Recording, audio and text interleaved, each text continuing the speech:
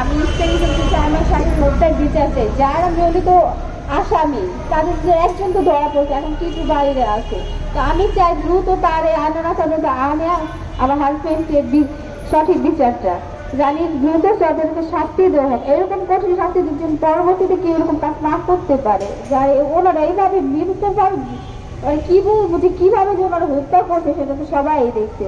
আমি চাই না আমার মতন আর কেউ বিধব হোক, আমার সন্তানের মতন কেউ হোক, যারা বাংলার মানুষ থেকে চোখে পারে ফেলতেছে যে কিরকম বৃষ্টি করে একটা মানুষ মানুষের পারে।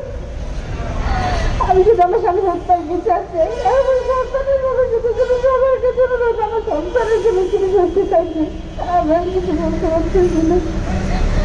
আপনি একটু বলবেন, ওরা দুইজনে কেমন স্কুলে পড়ে, এই ঘটনার পর তো আপনাদের দোকান খোলা হচ্ছে না, কিভাবে আসলে সাংসারিকভাবে চলছেন?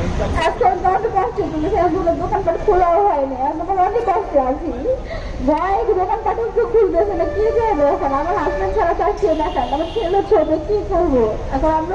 আমরা সব অর্থনীতি সংকটে আছি, আমরা খুবই কষ্টে আছি। আমার ছেলে মেয়ে স্কুলে পাঠিয়ে পারতেছি না ভয়ে, আমরা বাইরে বেরোতে পারতেছি না, দোকানে কি খুলতে পারতেছি না, আমরা খুব চাপের মধ্যে আছি।